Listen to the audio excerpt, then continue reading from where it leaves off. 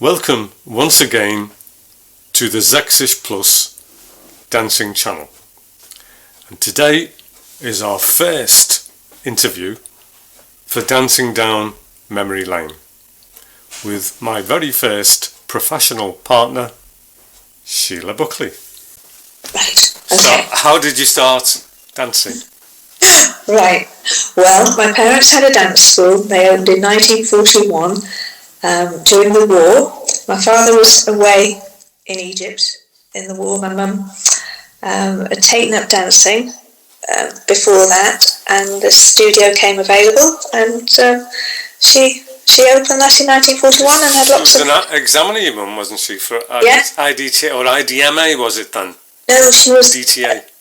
She was originally in the Empire Society, which was one of the big ones, and that amalgamated with the Dance Teachers Association. DTA, yeah. And then that amalgamated with the IDTA. With the IDMA, International Dance Masters Association, it was. That became the IDTA. Yeah. My mum was actually one of the first 3 branch examiners for the DTA, as it was, and she was president of the Empire Society in the late 50s. But she was very... my mum had polio as a child, and she was advised to take dancing up to strengthen her leg. And so that's how she got involved in dancing. And then, obviously, if you're brought up in a household where your parents are dancers, you automatically get thrown in. That's how you started then, isn't it? It's like me going into hairdressing with my mum. Yeah. Same thing, yeah. So that was Old Time. Old Time was your first. Old Time was my first. As it was. It's classical. Is it classical now? Well, classical sequence now, but it was Old Time.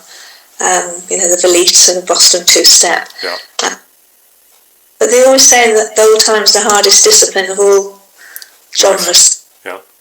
So I danced with Peter Schofield first when I was, 6, 7, and then when I was 8 I danced with Ian McElvenny, and we went straight through juvenile, juniors, and won practically everything that we could. Had a successful... I think Ian was probably your most successful partner,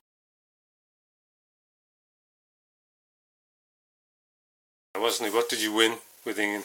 We won the British Juvenile, we won the North of England, we won British title, the Dance News one, which was an amazing competition. They had heat throughout the whole country, where you danced in the heats, and then you went, and I think we won the Juvenile at the Lyceum, and then the Junior one we won at Wembley. Yeah. Wembley was the Empire Pool, wasn't it? It was, yeah, and it was a massive, massive competition. That was, the Empire Pool was one of the first times that the BBC actually filmed and put out a junior dance competition. Right. Now, Ian will remind me of this. There is a Pathé News of me and Ian dancing. Yeah, I think I've seen it. I might have it, actually. Yeah, so that's kind of a film. But we all went to the cinema to watch this Pathé News thing. I remember that. But when you think all the places we travelled to, I used to get up... Well, what was your favourite place? Oh, God, I loved dancing. Obviously, the Lyceum in London was great. I think... I was very lucky because my parents obviously had the dance school, but Ian's mum and dad, I think they must have... for him to dance and to buy the tail suits and for lessons. We travelled every weekend. We were out somewhere, weren't we, dancing? Practicing the week. Yeah, practicing in the week. And, they must have kind of sacrificed quite a lot, to stay at Blackpool for a week, to dance every night at Blackpool Festival. Yeah, I think in some respects it's a sacrifice, but, I can remember having so much fun on the way. Filey, a week at Blackpool, a week at Filey was hysterical, wasn't it? It was... Oh, we had great fun, and we danced at Ayr, didn't we, with Butlins at Ayr, and mine went to Minehead as well. There were distances... Minehead, yeah. But still, you enjoyed it though, didn't you? So, what was your favourite dance? My favourite dance? Oh, God, probably...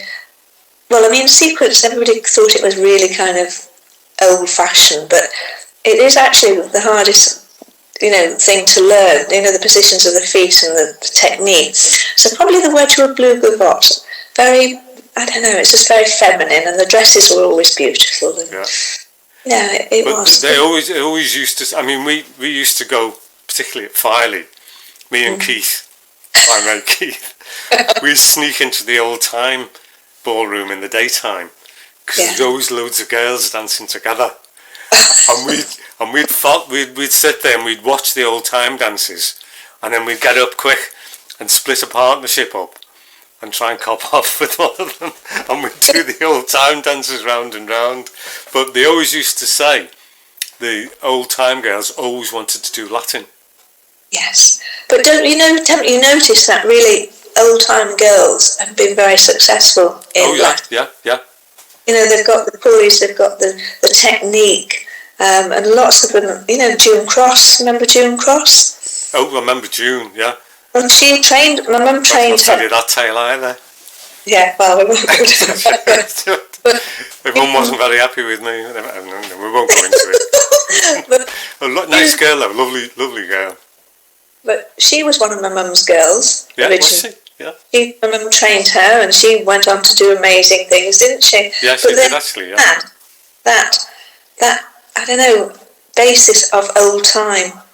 And it does help, I think. Yeah, it gives you the base, yeah. The voice and the technique and the feet. Yeah. Latin girls who've done old time have always had beautiful feet and like nice extensions, haven't they, and things. So what happened after Ian then? Who did you... He decided to stop dancing with me. I think he'd had enough, really, because he was very quiet, young man, and I was very boisterous and in your face, and and I think we'd finished dancing. We'd been over to the Willwood, finished dancing then. Then we went on that, Bobby Short's thing to Belgium. Do you remember, to Ostend? Ostend. Yeah. God almighty, that hotel. Don't go into Ostend. And I remember coming back, and the boat was so rough, and Mum left a car, and she couldn't get in the car to drive home, because she'd had like this seasickness, and and the lady who did my hair, she came as well, which is incredible. You had your own. Oh, we had a couple of good weekends at Ostend. I remember that. The best was when we came back on the prize presentation. We went to. We're all there waiting for it, And Bobby got up and he said they wouldn't let the trophies through customs, so there aren't any. Yeah. That was typical Bobby. But my mum was so ill, we got a taxi back from Dover all the way to Manchester. Wow. Because she couldn't drive her car. Remember that? Oh my God. That bad, yeah. So Ostend was with Ian, was it? Or then we stopped. He stopped when I think I'm 6 months younger than Ian. So he was 16. And I didn't want another partner old time, and he just didn't want to dance anymore. He just stopped. So that's when I started teaching a little bit for my mum, and I took my letters when I was 17. I was 17 in the May, and I took them in the August, all three at once, ballroom, Latin and sequence, all on one day, remember that. And then I taught for my mum, and then I thought I want to start dancing again, and I think that's when I first started dancing with you. I think it was yeah. I don't know how we got together, because you'd stopped dancing with Carol then. I'd stopped dancing. I'd got hammered at the British, and I never went to anybody else. I only had one teacher, so I got to the point where it was either do the rounds or else, and I just went, I'm not doing that. I'm going to turn pro and enjoy, because I always wanted to do shows and all that type of thing. So Eric said to me, "You were available." That's how it started. I was available, yeah. And that's literally how it started. Yeah. And then I used to come up and pick you up in the little... because I couldn't drive then. But I did pass my test when I was 17. I had that little Morris 1000, I do remember that. The little MG midget, not the midget, the Austin Healey Sprite it was. Right. And we used to go all over the place in that, didn't we? Oh, yeah, loads of shows. And so Tell me the funny story that you did before about. Oh no, it was Nigel next, wasn't it?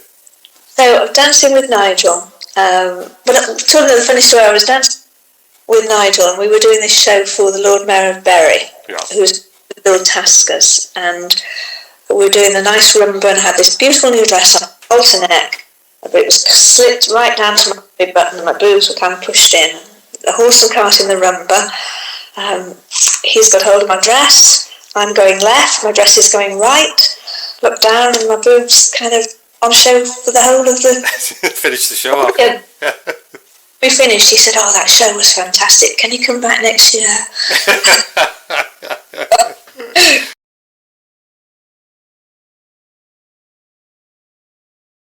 I was really 17, very shy. Well, ish. But of course, the other one was when we did Bill Tasker and the tape recorder.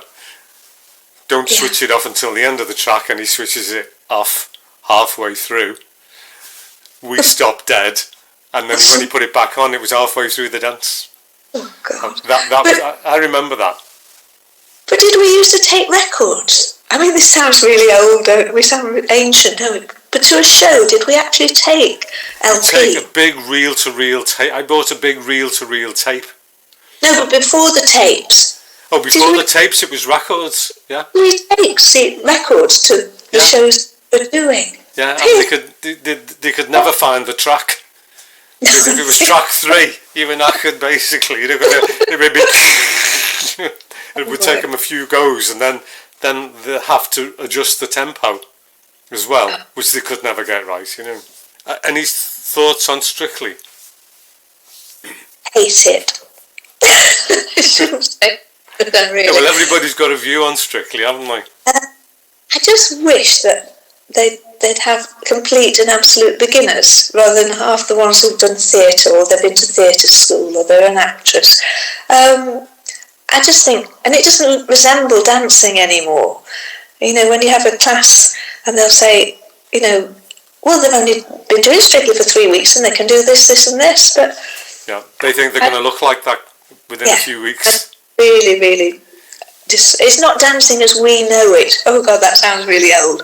But it isn't. There's no... It's just too flamboyant and too theatrical.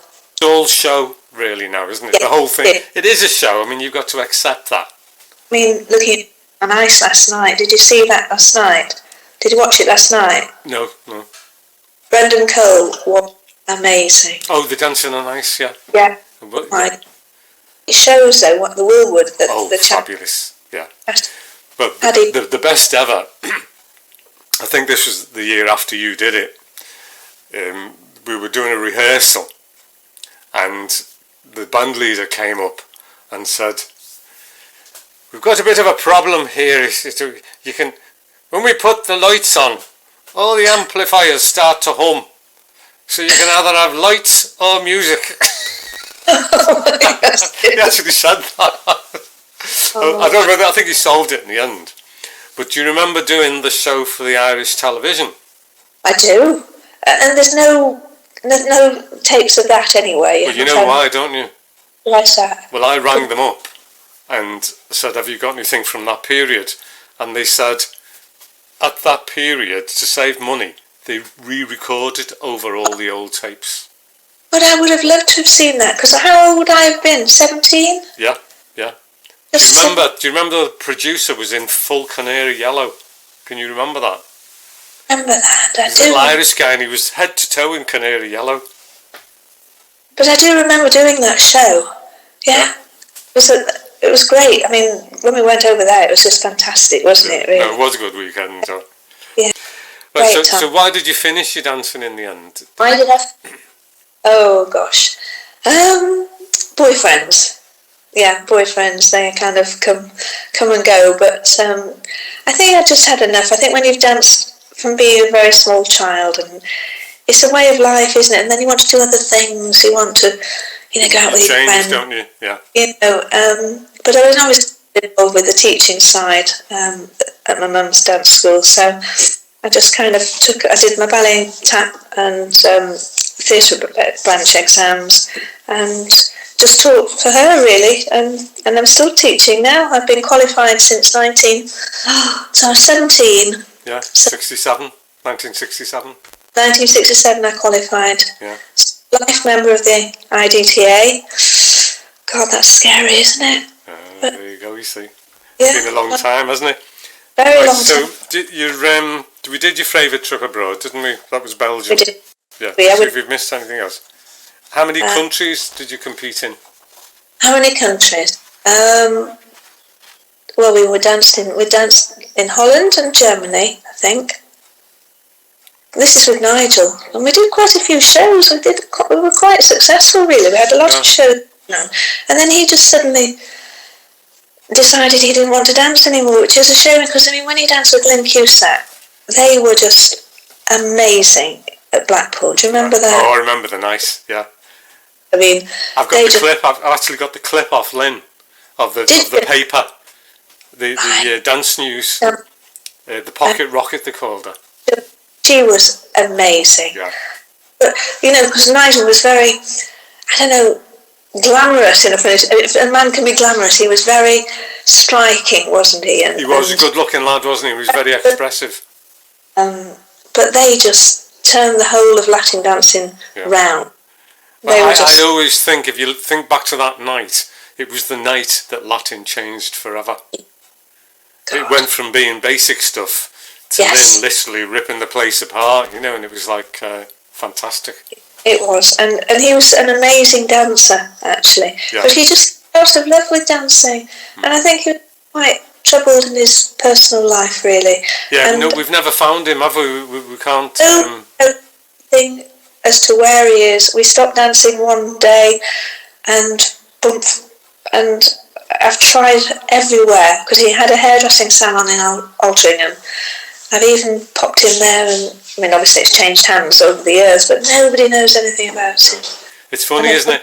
I found Carol we used to dance with, about 2 years ago.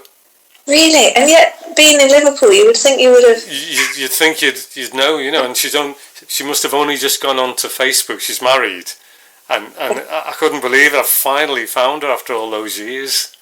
I do still see Ian. I'm very friendly with Ian still, Well, obviously we lived in the same town, so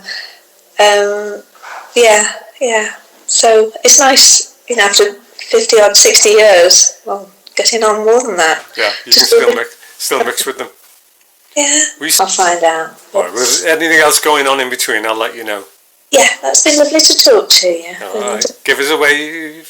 I'll give you a wave, my dear, and say goodbye.